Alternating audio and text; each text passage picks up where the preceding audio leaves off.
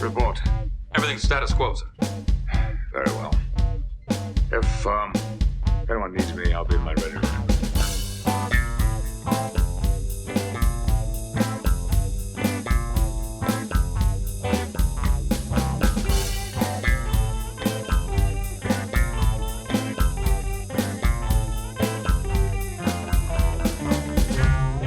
Welcome to the Readier Room, the only and longest running Star Trek The Next Generation rewatch podcast. Every week of the calendar year, we're bringing you an episode of Star Trek The Next Generation and all the behind-the-scenes stories that came together to make it happen and make it the magical endeavor that we all know and love to this very day. My name is Mitchell Mells, Chief Consultant of Services at Paramount. With me is my partner, Brandon Hobbs.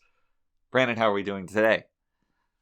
Doing great, Mitch, because we finally have an episode that we can honestly say, I think, is actually worth talking about. Yes, by far, I'm going to throw it all out in the beginning, by far the best episode we've ever covered.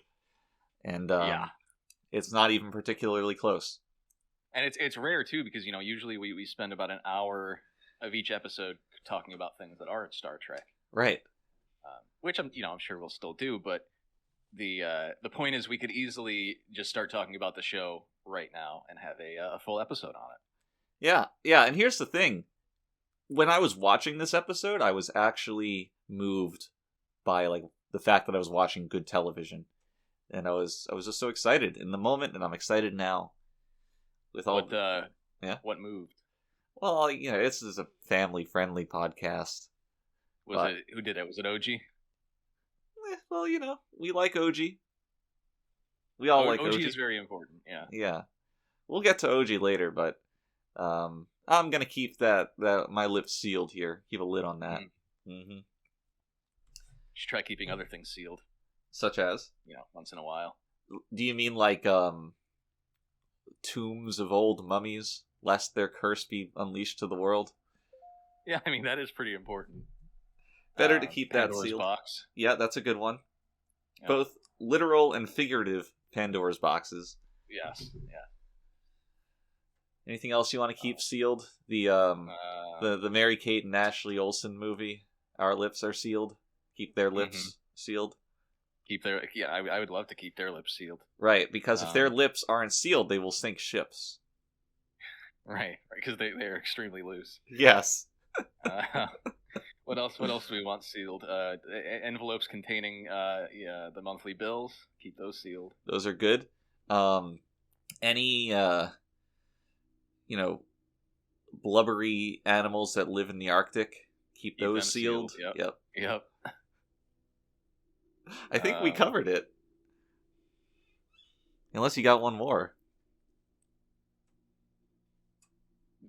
Like a magic seal.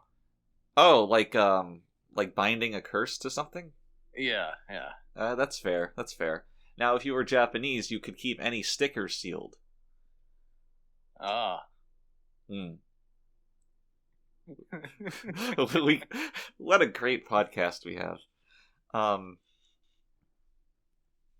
don't know where to go from here. Should we talk about Star Trek at all today? We have to, unfortunately. Well, it's fortunate this time. We just went over that. This is we did. This is good times. Okay. Sorry. Knee-jerk reaction. It's okay. So, before that, though, we have to get to our fan question of the week, our fan mail, and our fan female. Mm-hmm. But this time it's the fan mail. And this week's question of the week comes from Chris Bosch, who asks, "Hey, Admirals, this big man is a big fan. My question is, who was the nemesis in Star Trek Nemesis? Thanks for all that you do, Sibo." And first of all, I want to say thank you to Chris for including an enunciation guide alongside his question, which I really appreciated. Made reading it a lot easier. Anyway, we're also big fans of Chris Bosch here, his work on the court. He's one of the most talented individuals before he was cut short by a tragic illness that ended his career. But he's in the Hall of Fame, so he can hang his hat on that if he's still alive. Anyway, to answer his question, Gene was the nemesis. Gene was the nemesis. The eternal Star Trek nemesis. Mm-hmm. Yes, yeah, that's it was kind of a big send off Yeah. for everyone, really, but mostly for Gene. Yeah, you ever hear that CeeLo Green song? You ever hear that CUP song? You ever hear that ICUP song? You ever hear that ICP song About magnets? about magnets? Yeah. I didn't know celebrities watched the Readier Room. No, most of them do. You know, we've spread the word out in our circles, and based on my polling, I would say a conservative 53% of celebrities watch the Readier Room or listen to it. Wow. No wonder we're making the big bucks these days. Well, I mean, when you can afford the the $500 Patreon tier like it's nothing. Right. Yeah. So, SIBO here, I'm sure he's passed it along to his former teammates. I know that LeBron has been interested. He's heard an episode or two. Well, hopefully one of them signs up for the $2,000 one where we go to have lunch with them. Yeah. And it's great because they can also pay for the lunch, which is of course part of the tier. Right. If you could go to have any kind of lunch with a fan, what lunch would you pick? McDonald's drive-through. Okay, what would you get?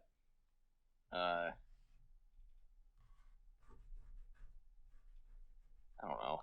See, I would get a mixed salad because I don't want to be bloated in front of a fan, Yeah, no, I was just thinking McDonald's because it's quick and it's over pretty soon. Oh, that's true. And going back to the salad, they kind of give it to you in a cup so you can just drink it really quickly. Mm-hmm. And quick and painless. Now, especially if you have mm-hmm. One of those little blenders in your car, you can throw it in there, blend it up, and you can actually drink it. Oh yeah, that came as an accessory to my BMW. It's right into the console. Right. Yeah. Now, would we eat in the car with the fan? Would we pull over our car, their car? Yeah, we'd have to get out. Okay. And just kind of have a rendezvous in the parking lot? Pull over on the side of a highway and just kind of sit in the grass outside. Let them out of the trunk? Yeah. Well, I mean, it's part of the Readier experience. If they're a celebrity, though, of course, we'll go to an actual restaurant. If they're a celebrity, we'll get them out of there. Yeah. Well, look forward to that. I know that there's been a lot of activity, people asking the details on the lunch date tier. What was the name of that tier again? Eternally Readier? Right, Eternally Readier, yes. For people asking about the Eternally Readier tier. And we might have some obligations to fulfill, But for 2,000 big ones per episode, I can abide by that. And if you at home, even if you don't want to sign up for the Eternally Readier tier, but you do want us to answer your question of the week, you can email us at thereadierroom@gmail.com with a capital T and 2 capital R's, or you can DM us at Twitter at the Readier Room. And perhaps we'll answer your question if you're famous or some kind of minor celebrity, like a Kathy Griffin type. Or a Jonathan Frakes type. Yeah, if you ever appeared on like a Bravo celebrity poker special, that's the kind of slight obscurity. Yeah. I know Gilbert Gottfried was on The Celebrity Apprentice. That's kind of that level. He was on The Angry Video Game Nerd. He was also the Aflac duck. Goose. And then he made all those jokes about Duck, Goose? About 9/11 and the Japan tsunami. Did he? Yeah. Well, so I don't remember that. That's the thing. Aflac is actually quite large in Japan. And when Gilbert Gottfried, the voice of the duck, made some insensitive tweets or jokes about some big tsunami, the Japanese customer base was very, very... they felt dishonored, as you can imagine. Uh-huh. As is quite normal for the Japanese. And Yeah, Gilbert lost that position. He's no longer the Duck. Oh, this was like They didn't dub the Duck in Japan. no, it was they didn't. I mean, all he says is Aflac. It's still the name of the company. Yeah, but you would think you'd want him to say Furaku. Yeah, I guess they wouldn't understand if he didn't actually say it like that. Exactly, because if you say any kind of foreign word, regardless of how simple it is, with a normal accent, the Japanese just stare at you as if like your nose fell off or something. I know in my heart of hearts that this is a society-wide agreed upon prank. It's gotta be. There's no other reason for it. No. But yeah, it could be a one-syllable word, and they would still give you grief for it. pen. Pen. Pen. Well, pen's different. I guess technically pen is 2 syllables in Japanese. Well, it's two mora. Oh, is that what they call them? Yeah, they call them mora. Well, that's a mora, I guess. That's.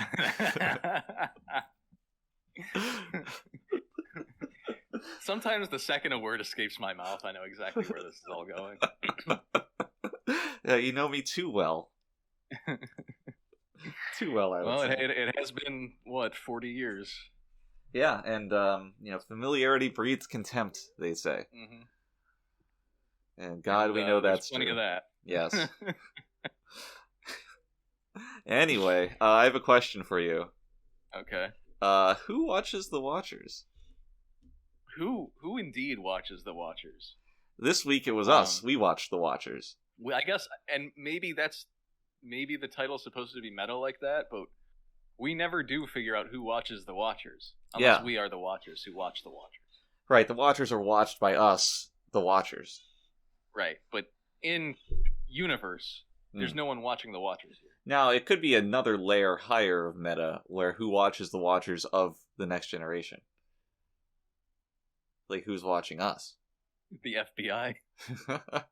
Well, I mean, after our OG banter. No, just the typical TNG fan. That's all. Is watched by the FBI. Is watched by the FBI. Love it. Yeah. So who watches The Watchers? Indeed, And what a great episode. Yeah, I think it's safe to say that we both are completely. I would say that if you're not interested in this episode, you don't like it, you're just not going to like TNG very much. Yeah, I guess so. This really could be at least so far, the litmus test for if you're gonna like this show.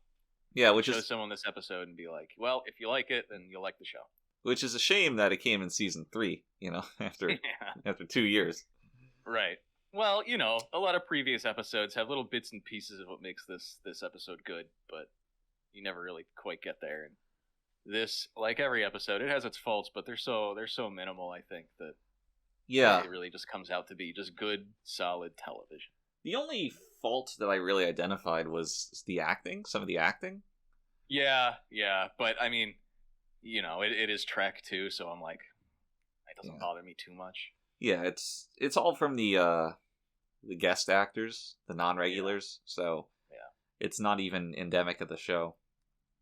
But yeah, everything else worked, especially some things that normally don't grab me, like the score I really liked. I was gonna say that. Yes. Oh God, who was the guy who did the music? Fucking Ron Jones. He did such an amazing job with this episode. For a second, it's so catchy. Obviously, I know who did it, but if you had told me that Danny Elfman did the score for this episode, I would have believed you. I wrote in my notes that this is all I wrote. Legendary score when Troy is distracting everyone. And that's I don't know if you remember that scene, that song, when Troy leads everybody away so Riker can spirit away Palmer. No, it's good. Yeah. It's like this bouncy... I like the intro too, where Ray Wise's character and OG are going up to the top of the mountain. And that's another to look for that duck blind, as you might call it. Yeah, that's another negative of this episode, usage of the phrase duck blind. Or perhaps that's one word. No, it's two. But that's another good part of this episode, the outdoor shots, which do a lot of work in. I mean, obviously it's Earth. It looks like Earth. It's on Earth, but Right. it sells the idea of being on a world much better than any of the soundstage sets that we've had. Like, you think seasons 1 and 2 had a lot more of that. Yeah. Where you would like have to pretend that they were outside, even though they clearly weren't. Yeah. I remember the one with the African aliens. That was the worst. That? Yeah. That was the absolute worst. It was just like a tarp with some lights shown on it. It looked like a stage play. Yeah. It did. It really did. Lest we forget the battle jungle gym set where Yar and that Negro woman fought. Oh, that was so stupid. Anyway, yeah, the outside on location shots really opened this episode up in a way that I think had never really happened before. Even though, we've done on location stuff before, it was usually, it was on that campus with all the buildings around, or it was, it was just right last episode, right, where it was just like a small field in a house. Yeah. Surrounded by nothing.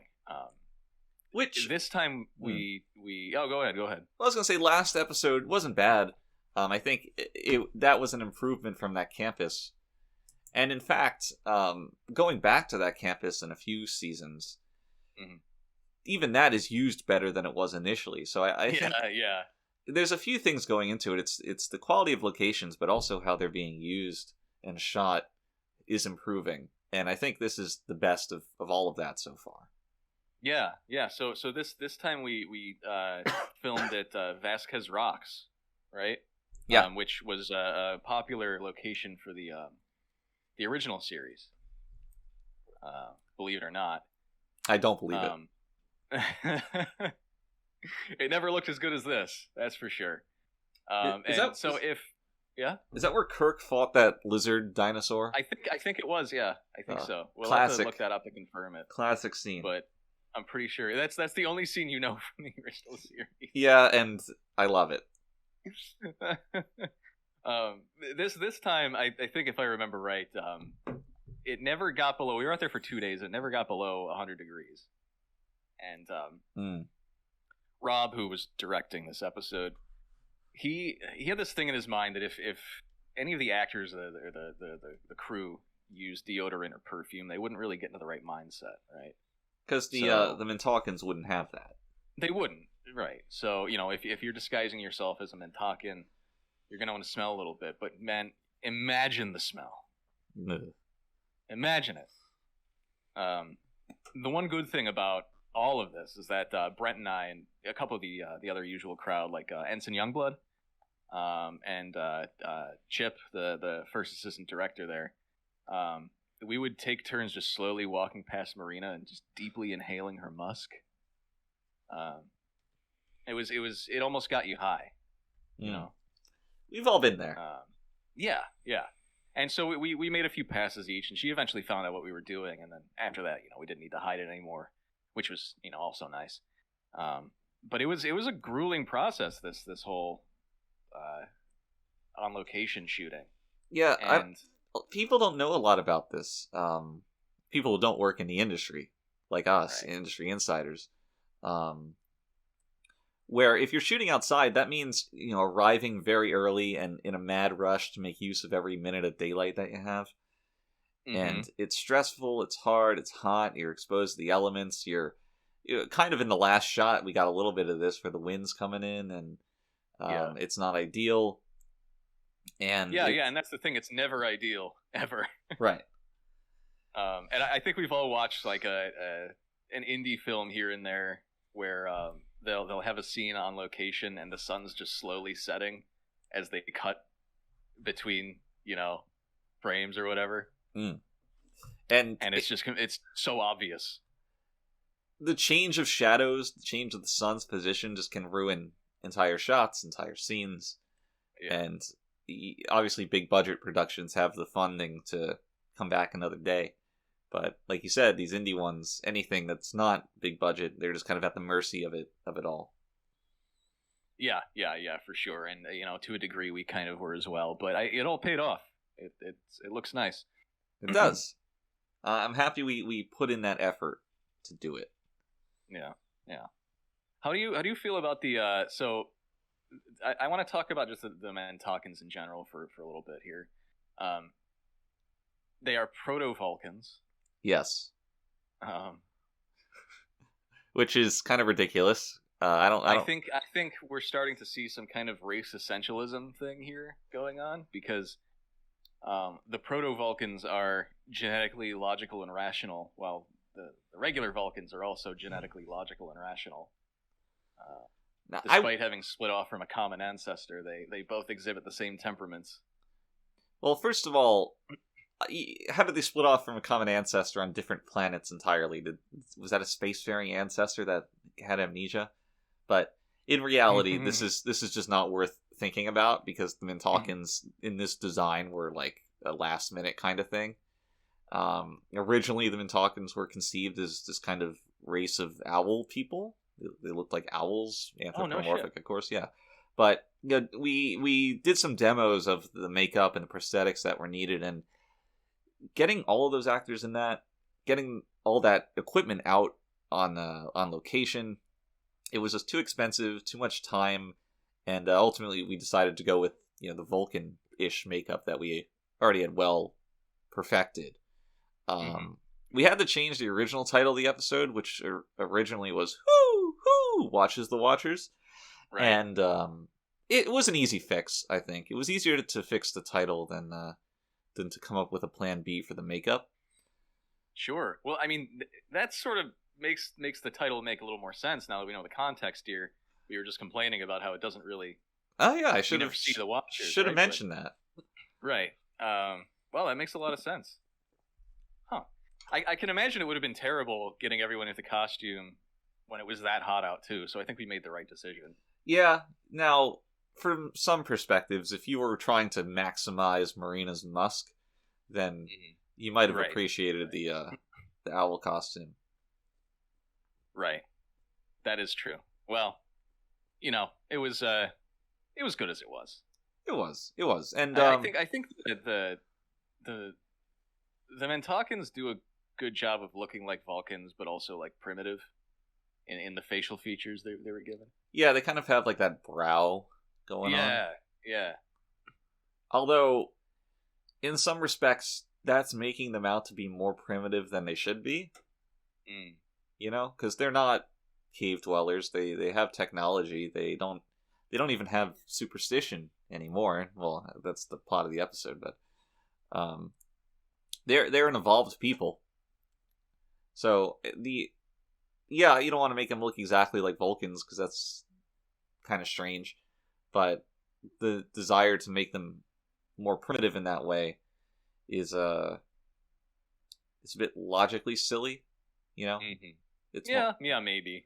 It's like, oh, they don't have space technology yet. They must be retarded. They must look retarded.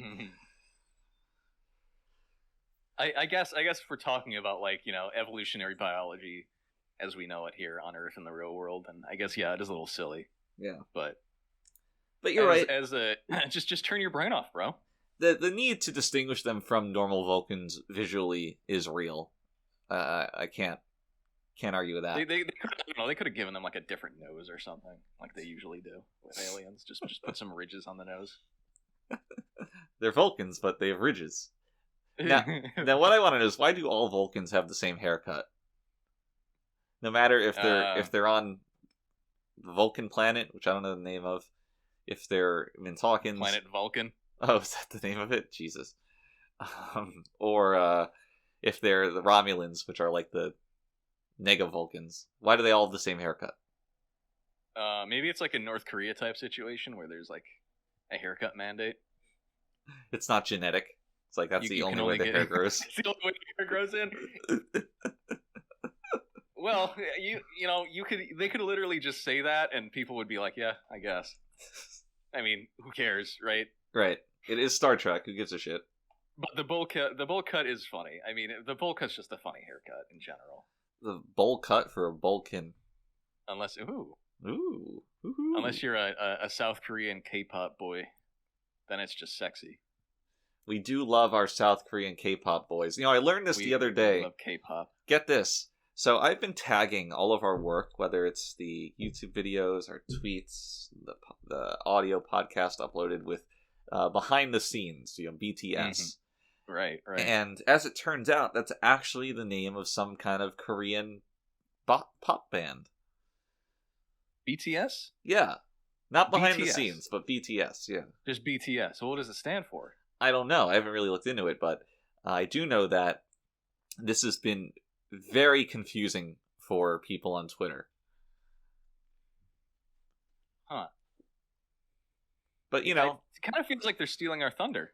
we've been on this, excuse me, we've been on this hashtag for quite some time, and I'm not really prepared to move off of it. No, certainly not.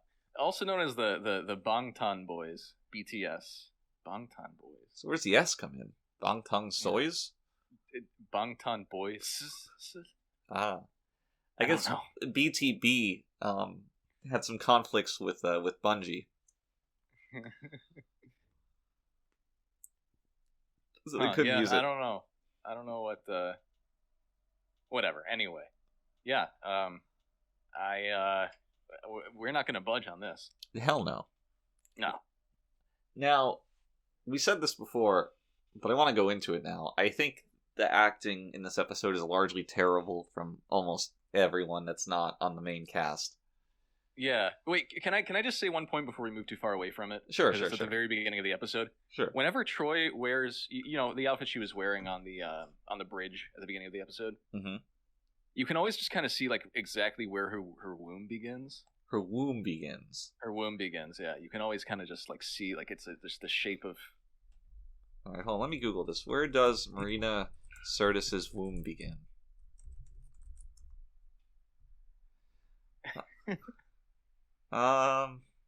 See, all it's linking me to is the child from season 1. Oh, is it linking you to our pregnant Troy shirts? Let me go to images. Yeah, they're there. Mm-hmm. Good. All right. Anyway, I just wanted to see if you picked up on that, but I guess not. No, but I'll look out for it now. I'm gonna study Troy's womb. I'm a Troy wombologist. Wombologist. All right, let's talk about the acting. It's bad. It's pretty bad. And I don't know if everybody was given this direction to be a simpleton, but that's how they all act. The only person I can forgive is OG's actress, because I don't know how old that character's supposed to be, but clearly it's a child. Yeah. So I can kind of forgive that, but Ray Wise, who's the other one? Played Nuria. Catherine. Nuria was, yeah. Then they were just terrible.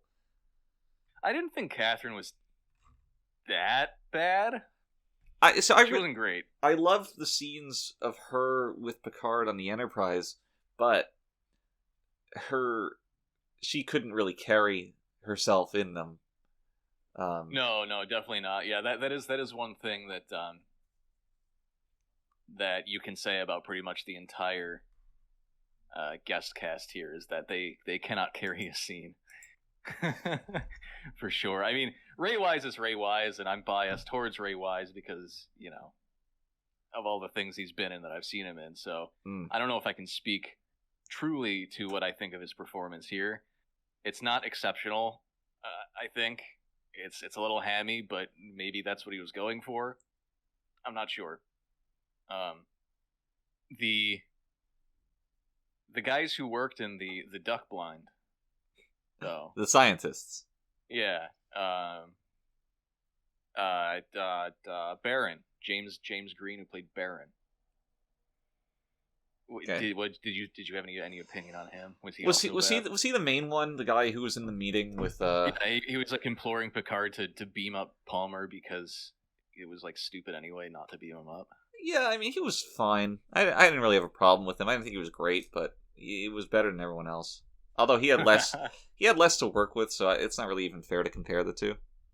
I suppose so. Um, I mean, OG. You say you forgive OG, but the thing is, OG was a pretty important character. I mean, at least at one point. yeah, but there's a way that you can see that style being direction for acting as a child, you know? I suppose. Which is why I forgive it. I don't think it's a good performance, but it can align with a hokey depiction of a child. Yeah, I guess. Yeah. She really just did stand out to me as the one that like is kind of grated on me. I buy anytime that. she was there. And that's always the case with, not always the case, but usually the case with child characters. They just tend to be annoying in one way or another. A lot of those characteristics are usually played up in one way or another that is grating. Quick fact about OG. OG was one of the first, might have been the first character conceptualized for TNG, and that's why we gave her the name OG. Yeah, that's right. She was the result of many weeks of brainstorming. Yeah. We had a lot of sketches, artists, renders, trying to get the look right, because we knew if we could make OG work, we can make TNG. Yeah, and unfortunately, we never ended up using her in any bigger capacity. So we kind of just cut our losses, cut her from the main cast, and this OG is more of a tribute. It ultimately paid off because she's one of the main characters on Lower Decks. Yes. So, they got to piggyback off of our success, really. It's true, as usual. Now, Pamela, who played OG, would go on to voice.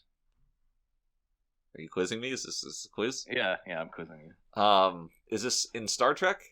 No. Okay, then I will say... Popular animated series. A main character of a popular animated series. One of the My Little Ponies. No. Damn. Okay, what? Bobby Hill. Really? Yeah. I'm, scouring my mind to compare these two voices. You're going to have to go back and watch the episode again. Once you do, you'll hear it. Now, the thing is, she always calls Ray Wise father and not dad. Dad. Come on, Dad. Come on, Dad. I just want to measure the sun. Worst Bobby Hill ever, but, whatever. I haven't seen King of the Hill in quite some time. Yeah, it's been a minute. Well, that's... I want to contain all that negativity here in this cast section because it's kind of just going to go up from that, Yeah, definitely. So where do we restart the conversation? We could go through this longitudinally. Oh yeah, why don't we do that? We'll go through this latitudinally. Yes, which means naturally that we would start in the scene where Ray Wise is unconscious aboard the Enterprise, and he wakes up and sees Picard with a bunch of shit smeared on the camera.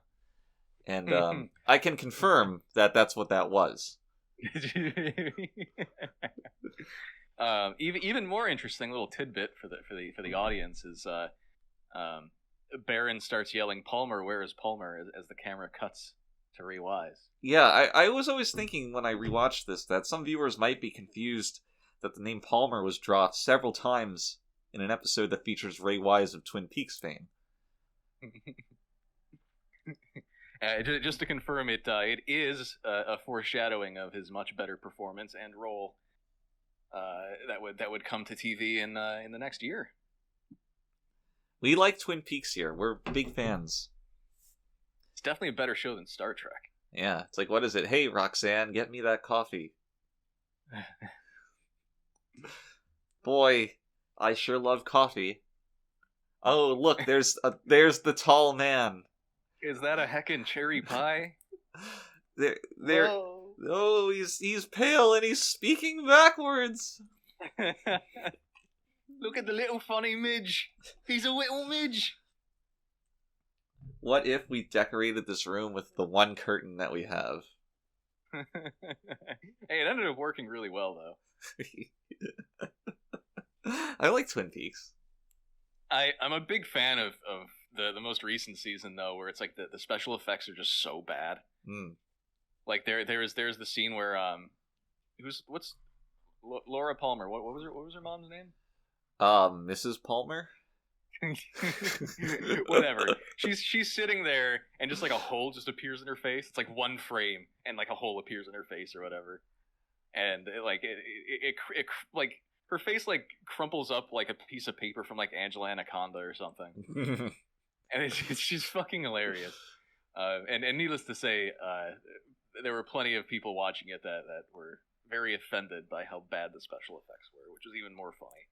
All right, I got to ask you a question. Are you ready to live on the Readier Room reveal who killed Laura Palmer? No, we know that though. What was it, Bob? Yeah. Oh. Well, that's not Bob. exciting.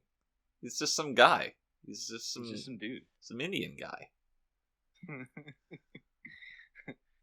wasn't even supposed to be on the cast. Right, and then he was, because they didn't know how to frame a shot.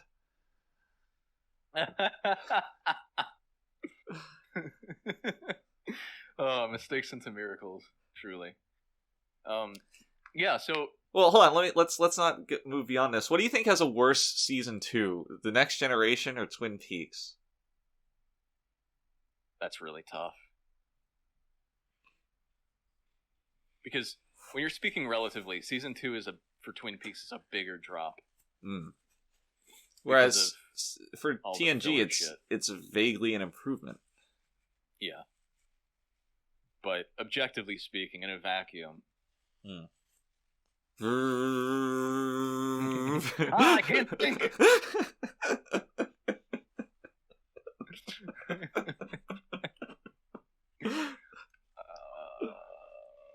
I don't know if I can choose. Maybe Star Trek is better. I think I might rather watch Star Trek season 2. Wow, that's I have to revoke your Lynch card. Because, well, you see, Funk, Lynch left during season 2. Oh my god, that must be why it's so bad. That's why it's bad. Now, is it necessary to watch that to watch season 3 and Firewalk with Me?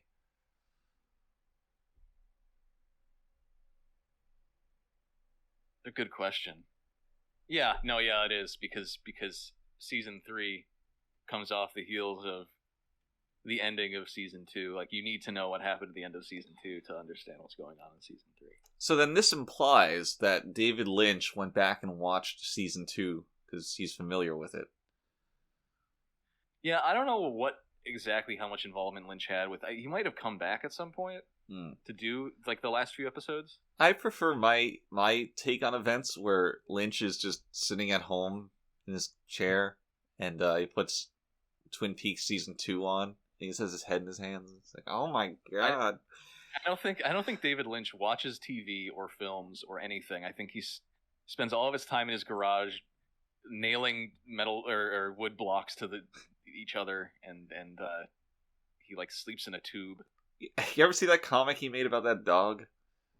I don't think so. I think it's called The Angriest Dog in the World. And every comic has the same art with different text. He's schizophrenic. He doesn't like... And he keeps getting away with it. Well, you enable him. I do. You specifically. Do you watch his number of the day? No. Does it just go up in a linear fashion? No. He takes every day. He pulls a number out of basically out of a hat, and it's just 1 through 9, and he shows it to the camera, and he's like, today's number is 4, and that's it. Then it cuts, and that's the end of the video. I love it. Every single day. Is this its own YouTube channel? It's on his YouTube channel, like his general. I'm gonna look. He does this up. that, and he does. I think he does like a weather report too every day. Well, hold on. This first brought up the count from Sesame Street. Number of the day. Yeah, I just found it. David Lynch's YouTube channel. Okay. Yeah. Is David Lynch the most creative human being? Literally, his entire channel is just his daily weather report and his number of the day. All right, let me ask you again: is David Lynch the most creative human being? If this guy wasn't a famous director, you would think he's like an autist on the level of like Justin RPG, or the guy who does the do it do Right videos. But, so here's the thing though. What separates him from them? I don't know. That's what's scary. I mean, the man made Eraserhead, the Elephant Man, the Eraser Man, A Racer Man, and everything in between. He gave Dennis Hopper his life back. What? The King Koopa. Yeah, I know who Dennis Hopper is. Do you? Yes. Then how do you not know the connection here? I'm just not coming through to me. Baby wants to fuck. Oh yes, baby wants to fuck. Are you? I'm sorry. Come on. I'm sorry. How un-Lynchian. For someone who quotes that line way too much, I should have picked up on that. All right, let's go back to Trek. We're going back to Trek. All right. Ray Sipe. Ray Sipe? No, I mean Ray Wise wakes up, or no, he wakes up a little bit, and then Crusher puts him back to sleep. So, what's your opinion on the line from Picard? Why didn't you let him die? I like it. He likes it. I've long been a fan of stricter Prime Directive upholding, and if they had just let him die and gotten everybody else out of there, and then none of this would have happened. Right, and the Prime Directive would have been upheld, and they could have continued observing them. Right.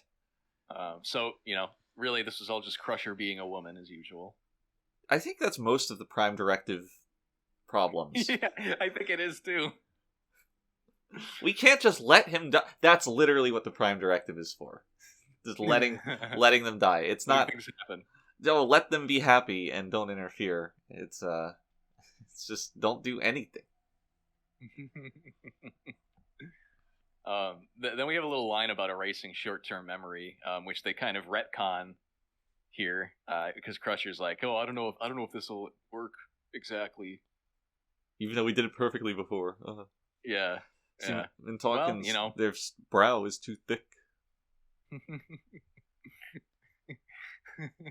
Liko, his brow thick. Now you're quoting Darmok. This just proves that Pulaski is a better doctor. This is true. Maybe that's why they got rid of that character. She was too proficient to tell these stories. Yeah. Well, she also didn't bring anyone back to life, so. Well, that's the core conceit of this episode, isn't it? Oh, why do you can bring people back to life? Picard should have brought Crusher down to the planet so she could bring all those corpses back to life. Yeah, Picard's sitting there like, I don't have that power, and Crusher's just kind of like fidgeting, uneasily.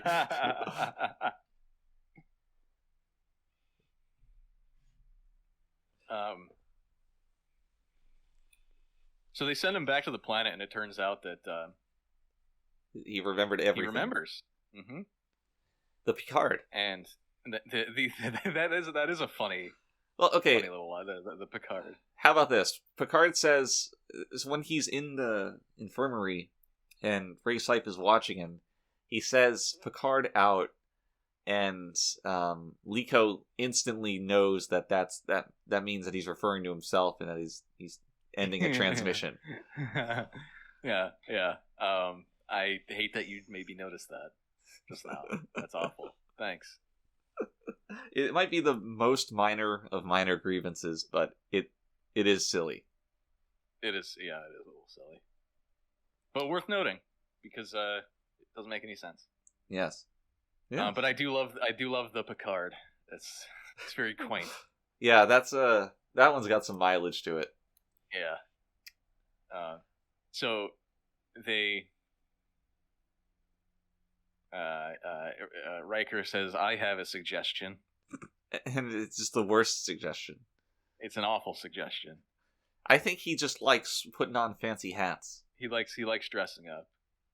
They dressed him up as Mintak. Actually, I remember Frakes when the first time he got his makeup applied to be a Mintakan. It took like 2.5 hours, something like that, and he just loudly exclaimed that he was glad he quote has a face that people actually want to look at, because he could never do what Dorn did every episode, basically. Yeah, I remember Michael was in the room also getting his makeup at the time, and it was very awkward to be there. He was completely silent though. Stoic, even. Yes, yeah. That's how I would describe it.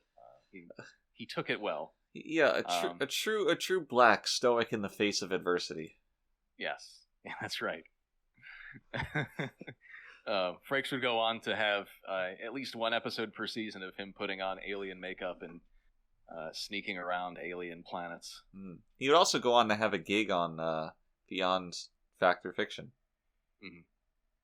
Whatever. Beyond Two Souls. Beyond the Pale. Now, when him and Troy go down to the planet, Beyond the boundary. I don't know why they chose Troy, but yeah, why did they choose Troy? Maybe she could read minds and vaguely talk about how people were feeling. But that never comes up. It's just so she could have playful sex banter with Riker. That's right. Well, I mean, she is like one of the only women that we had on the cast. On the bridge crew. And of course, only the bridge crew can do away assignments. This is true. So, it makes sense to have a man-woman pairing, I think. One will be there in case there's any physical altercations, and the other one will be there. The other one will be there unless there's any if there's any sexual altercation. Well, that's what they established, is that on right. Multaka, that's the man's job to lend his services. Right. I'm surprised Riker didn't lend his services to anyone. I guess there wasn't enough time. Right. Well, they had to go through Troy first. When you think about it, though, who else could they have really sent in that makeup? Because you can't make up Worf. Geordi's too black. No, you can make up too Worf. Yellow. So, believe it or not, in a season 7 episode, Worf his appearance is altered to look like just some kind of random human with a ridgy nose. And he goes down alongside his brother to infiltrate some kind of society. Well, fuck me. He was still black, though. He was still black. They can never cure him of that. Yeah. So, what I'm saying is we have two guys who are too black, one guy who's too yellow. And that's pretty much it, unless you want to send Crusher down. No, Data also gets his appearance altered. Does he get whitewashed? I don't know if they changed his skin tone. I think he might actually. They might actually do that. Yeah, because he went to Vulcan, Romulans. At some point, I think it was Romulus, and they meet up with Spock. That was like season 5 or something, maybe 4. Yeah, yeah. So you've seen that one. I don't remember. I honestly, like, so many of the episodes I just don't remember. Cowboy Diplomacy. Is that what it was called? Well, so no, that wasn't the name of it. But when Picard and Data show up as their appearance altered to be Vulcans, Spock meets up with them and he says, "Oh, you're doing some kind of cowboy diplomacy," and he doesn't really approve of it because he's more mild mannered than that. And then several episodes later, Picard gets a message from some Vulcan emissary, and he says, "Oh, I have a message from Spock. He says it's cowboy diplomacy, and you'd understand that." And that's the history of the phrase cowboy diplomacy in TNG. Why did you say that like Patrick Warburton? Did I? Hey, Peter, it's a message from Mr. Spock. It says it's cowboy diplomacy, and that you'd understand that. It's infectious, I guess. I guess so. And where were we? Oh yeah, we were debating on why they sent Troy down. Yeah. Whatever. Just to cock tease Riker, I guess. I guess. And to cock tease me. Indeed. Um, And the problem Yeah, is, so- is that the Mintalkins... There's two problems. One, that Liko remembers Picard and he's spreading religion about him, which could alter their culture. And two, that they find Palmer. Not Laura Palmer, but A. Palmer. right. Laura Palmer will be found later. I think his first name was Arnold? Yeah. Yeah. That's where the drink comes from. Right. Which the original version was lemonade and Marina Sirtis' sweat. But didn't really pass inspection. no. And it's really hard to bottle that for a national consumption. So it was moved to iced tea. Yeah. Although we did continue to enjoy the original version of the drink on set. Indeed. So yeah, it's the intersection of these two issues that causes the problem. The intersectionality of these two issues that causes the problem that we find ourselves in, where Riker is forced to kidnap Palmer. Right, after Troy makes a distraction for him. And then... well, this is where he subdues Fentanyl? What's his name? Yeah, fentanyl, yeah. Yeah, which has one of the funnier cuts I've ever seen in Star Trek, where we go from Riker fumbling with a knot on a rope to him having completely tied up and gagged Fento. We did this partly for convenience and partly because Frakes doesn't or didn't know how to tie a knot. I remember he always showed up to set in Velcro shoes. Mm-hmm. Yeah. Oh, that's right. He tried to hide it, though. Yeah, I mean, he painted all of it black so it would blend in with itself. Yeah.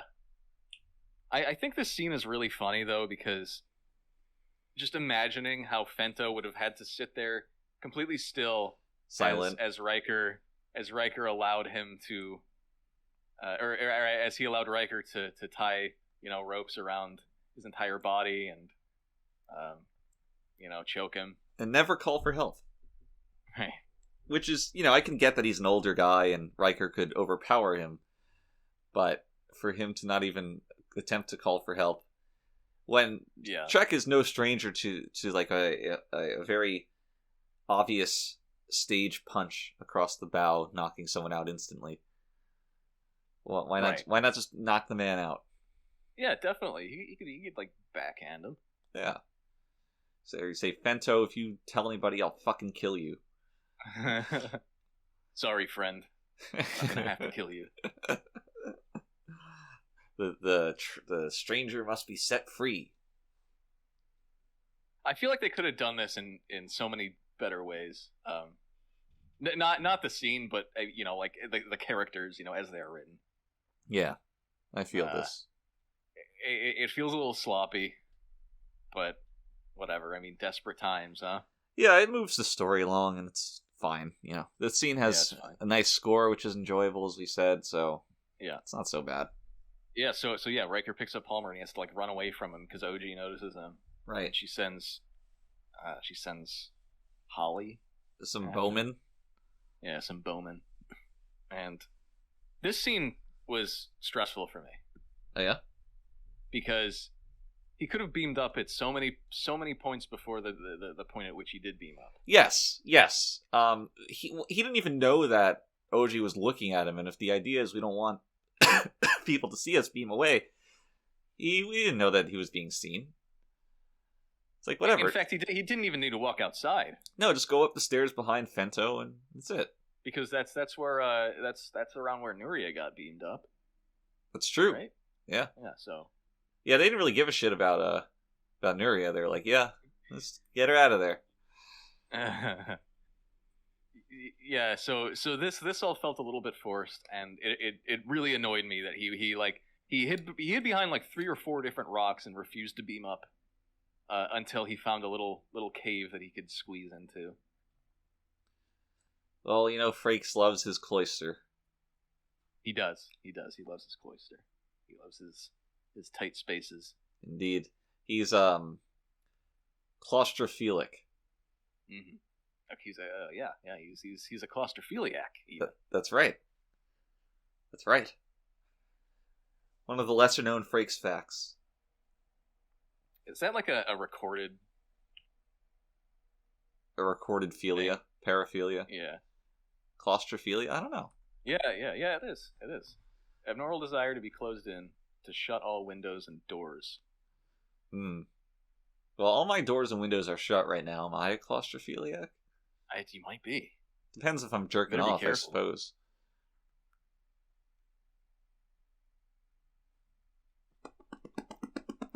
Hold on. I'm holding. Why am I holding? Never mind. I'm not gonna get it. I had a funny picture to send you. Ah. Well, the Ensigns would have loved it. Yeah. I'll get it. Okay, we'll put it in the show notes after. Yeah. So now they want to kill Troy. Which, yeah, because she's in cahoots with Riker. Or no, sorry. Ray Wise wants to kill Troy. Well, the other people aren't so against it.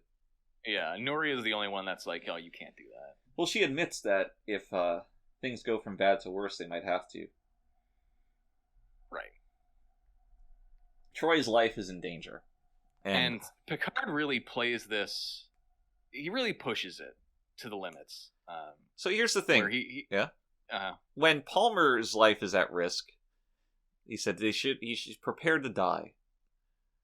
You know, everyone took that oath. They're ready to die for the Prime Directive. And when Troy's in danger, Picard's like, let's beam them up and talk to them. Well, yeah, I guess. I mean, it is his crew. I could see them taking precedence over anyone else, but it's also like he's abnormally okay with just leaving Troy down there for kind of too long. I feel like if it was anyone else, he wouldn't have done that. Yeah. Now, when they beam up Nuria eventually, with the goal of educating her and sending her back, and at that point, they call this the Picard maneuver, by the way. Yes, and at that point, why not just beam up Troy? Because you're going to explain the technology later. Right. There's nothing these aliens can do about it. Right. You're not going to up in front of them. You're not going to have a societal wide cultural change in the 3 hours it takes for you to talk to her. Right. Yeah, I mean, but parts of this episode's drama are manufactured. Certainly, I don't think it's such a big deal, but it isn't so logically consistent. No, which is odd for an episode about a logical race of aliens. Indeed, they have written a race more logical than themselves. They have, Picard loves taking women from pre-spacefaring societies and showing them around the Enterprise. When else? Notice this? When else has he done this? He did this.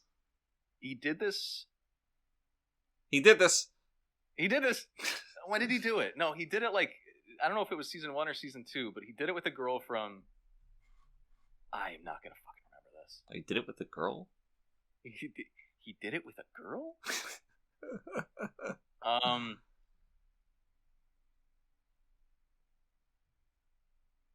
Injustice. Remember Justice? He takes the girl up because they're gonna kill Wesley. Right. And he needs to. I can't remember exactly what he did with her, but he shows her around and he like shows her planet outside the window. I think the race in Justice was spacefaring.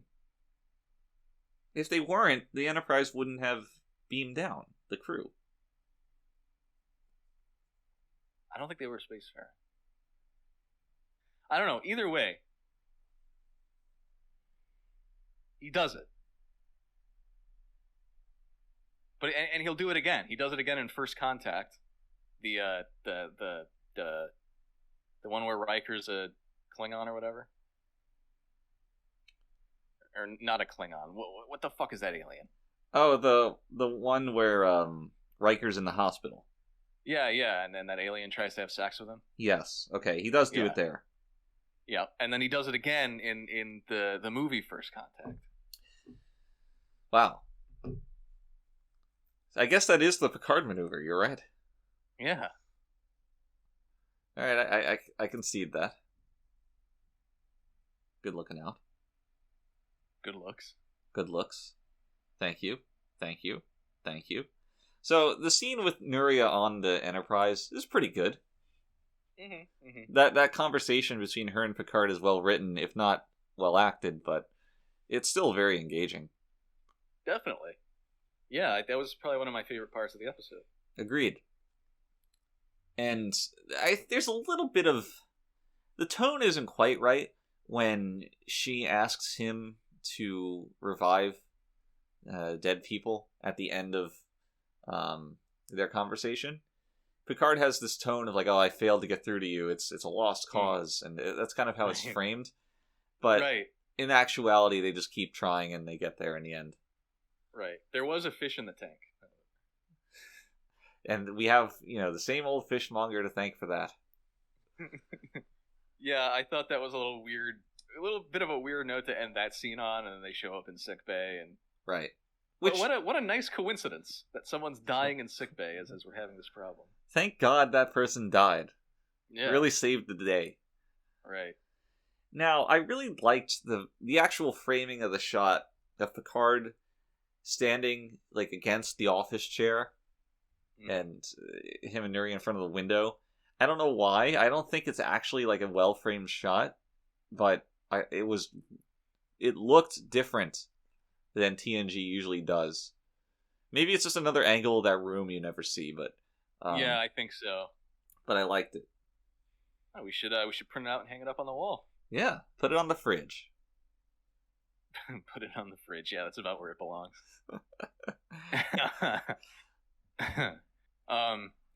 One thing I did want to mention is that when Troy and Riker are ascending the steps for the first time, once they beamed onto the planet, they walk and they come across these steps that ascend and go into the building. Mm-hmm. Frakes walks up the stairs 2 at a time. He just can't operate in human society, this guy. He doesn't know how to sit in a chair. He doesn't know how to walk up steps. He doesn't know how to walk. We all know that kid who used to walk up steps 2 at a time. Yeah, and then they always thought they were really cool. The same kid who, when he got home, he would walk up the stairs on all 4s.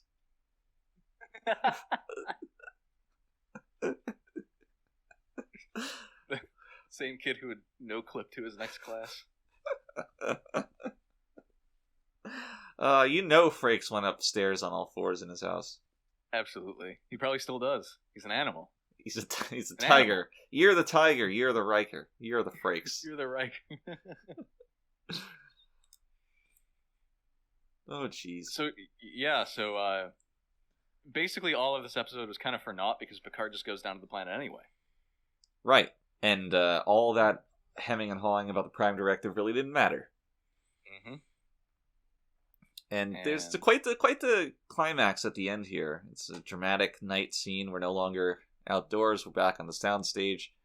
I think it's the same town set from when Ensigns of Command Data goes down to that town. Oh, is it? I think so. Anyway, and it's a pretty good climax, I think.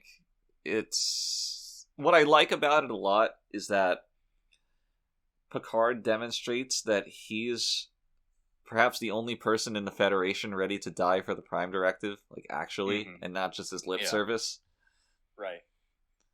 And that's a nice, consistent bit of writing that you don't always see. Yeah, all the characters here acted exactly how you would think they would, which shouldn't be as rare as it is. And God, is it rare? But it's really good. Liko refuses to acknowledge that Picard is mortal, and then he just shoots him. And then he has the best cry caught on film. The fun fact, that bow was the center of quite the controversy Oh, this. behind the scenes. Yes. The bow is kind of the focal point of the episode in a certain way, because we had these, particularly these two bow manufacturers bidding for whose bow would be featured in the episode. It was between Martin and Darton, right? Mm. And as you can see watching the episode, Martin won out. But they were very unhappy when we cut the scene where James McIntyre, who plays Holly, looks directly into the camera and says, "The new Martin Dynabow, available at select retailers today." That was not written in the contract. I think for their sake, it should have been, but it didn't go over well. It might be on the Blu-ray. I don't know. It might be. And in the deleted scenes, it should be. They can take some solace in that. Yeah. 30 years later, 40 years later. 30 years later. That's right. But a great scene. The mood of it was tense. There's some lightning going on, which you can thank me for. I was the one manning that light switch. Oh, that's right. Yeah. They say that only actors are creative people, but I was doing some improv there. I kind of left my mark on the scene, if I do say so myself. Yeah, it came out very well. Yeah, I timed the flashes with Patrick's blinks, and it added a lot. Yeah. Oh, that's a creative way to go about it. Yeah, we did a few shots. I tried a few things, but that was the one that stuck. And then Picard gets shot. And then it immediately cuts to the Enterprise with Picard narrating that he's okay. And I was Captain's log. I was okay. To be fair, he only got shot in the shoulder. Yeah. So because not a huge deal. OG pushed Liko. Yeah. Yeah. Okay. Now, did you notice that in the final scene on the planet Sheen, Picard has a very unfuturistic cloth sling on his arm? Yeah. Just tied in a makeshift knot behind his neck rather than anything fitted. Was he supposed to have broken his arm? I don't know. He got shot in the shoulder, and ostensibly that means that you need something there. Now, this is something they could just heal immediately, right? Yes. Yeah. So who knows? Yeah, I don't know what else to say about that, but it is stupid. I noticed it immediately. Somehow I didn't, but it is really dumb. And then the entire civilization as we know it sits around Picard and everybody laughs. Yeah. And then they leave. Yeah. Well, they give him some kind of cloth. Yes. Take this to remember us. Which we do see a lot going forward. They're like, oh, could any of your technology help any of our problems? And Picard says, I can't help you. Yeah, no. And they said, oh, okay. Yeah. Sorry, we got to wrap up the episode now. For somebody as irrational as Liko, he really took that very well. Right. Then they'd be like me. Well, yeah, any of them I could see being like, well, you could at least give us a little something, right? Yeah, pushing back at least once. Right. Not the most graceful landing, but still a great episode. Definitely. Still the best episode so far, probably. Yeah, I maintain it's one of the best in the series. I don't know if where it'll rank when I finish rewatching this together with you, but it's up there. It's great. Great television. Great. When you're not as familiar with the Prime Directive and nitpicky about it, the concept is a lot more intriguing in a lot of ways. And I don't want to lose sight of that. Because it's one of the things that really endeared me to TNG the most. Yeah. I mean, it's a lot more intriguing, too, when you haven't already sat through, 6 episodes where they completely disregard it, despite paying lip service to it. Yes. So it's a truly great episode. I think they get better about it going forward, right? I believe they do, yeah. So that's that, I guess. I mean, that's at the top of my rewatch list, and I like rewatching it every time I come to it. Same. It's consistently enjoyable. And for once, I don't like the episode less than when we started the conversation. I know. I know. We've pointed out its faults, but it's still great. Yeah, So. Agreed. You have a question, a trivia of the week? I do the question of the week, not you. You have a trivia of the week?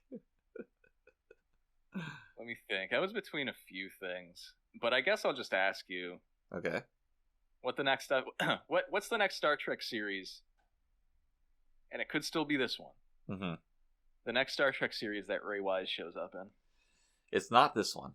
I'm gonna say Voyager. It's Voyager. Yes, go Good me. job. I'm excellent. What does Good he show job. up on as Voyager? You were so confident. It's not this one. He's That's what I sound like. It's not. He's this like a one. former Borg or something. A Here, Ford. let me show you a picture. You really wanted to get this one out. Oh Lord, it's fucking terrifying. Yeah. Nobody said, "Oh, Yeah, that's it's pretty gross. that's the Mintalkin. He's from Mintalka 3." I don't know if anyone who was watching Voyager even watched TNG that far. Oh, probably not. If they did, they would have realized they were watching an inferior show. Yeah. Or they would have realized that, oh god, I've been watching Star Trek for this long, I need to go outside. Yeah. Poor babies. Poor babies. Anyway, I'm gonna end this note on a win for me. I'm great and I succeeded. Yeah, good job. Thank you. This week we watched The Watchers, but next week you should watch The Readier Room. Join us then for another episode of Star Trek. Join us then for more behind-the-scenes stories. Eat at Denny's, and until then, everybody, please stay readier. The troublesome little man-child.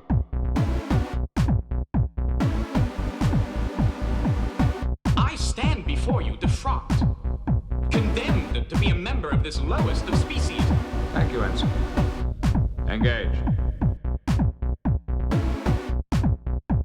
Do you consider yourself superior to us? Should have told him to mind his own damn business.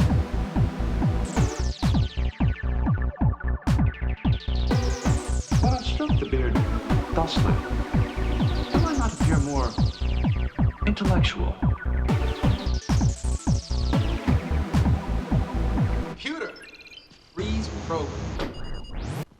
Have you never dreamed of climbing inside the bottle?